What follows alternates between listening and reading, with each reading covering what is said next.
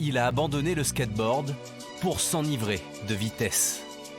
En 2 roues, Hugo Foulon a trouvé le bon destrier, sans renoncer à sa soif de liberté.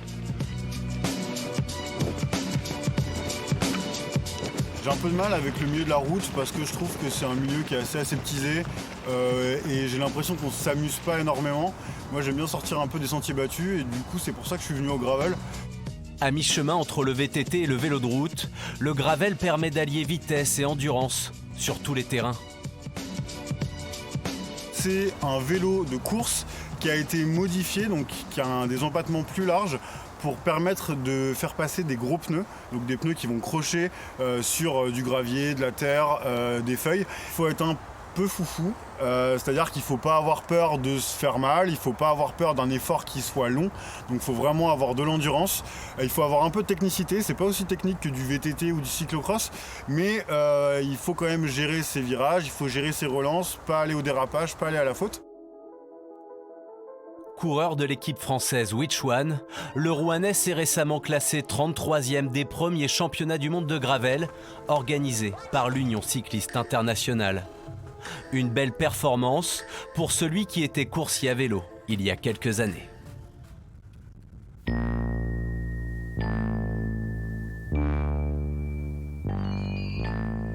Mais là où le Normand de 29 ans excelle, c'est au guidon de son tout premier 2 roues à pignon fixe. Je te montre. Là, si je pédale en avant, ma roue elle va en avant. Si je pédale en arrière, ma roue elle va en arrière.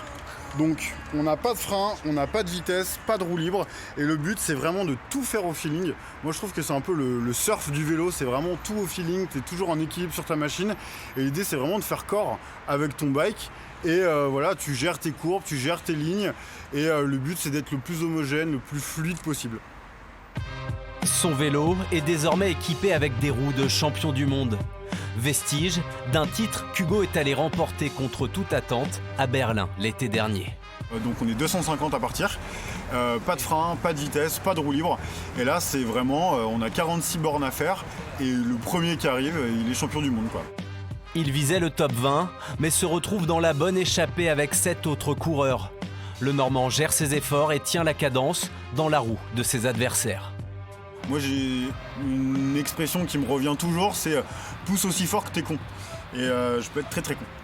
À un moment on arrive à une espèce de transe, de transcendance où en fait on fait corps avec la machine et voilà, paf, on prend les angles et ça devient répétitif, machinal. Et en fait là on fait le vide et juste voilà, on se concentre sur son effort et on va chercher le dépassement de soi, quoi. Une erreur de fléchage dans les 2 derniers kilomètres emmène l'échappée hors parcours. Hugo Foulon réagit plus vite que ses adversaires et prend la tête de la course. Et donc à 20 mètres de l'arrivée, je me retourne, je vois que le deuxième, il est à 200 mètres derrière moi.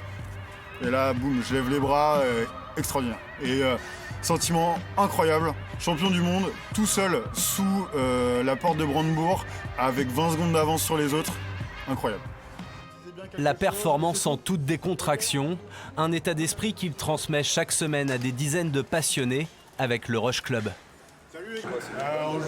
Aujourd'hui, j'ai atteint un niveau professionnel et l'idée c'est de pouvoir en faire profiter les autres, mais toujours en gardant cet esprit fun, plaisir, on se prend pas la tête.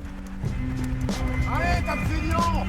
En route pour d'autres exploits, avec en ligne de mire une nouvelle manche de Coupe du Monde de Gravel en mai prochain.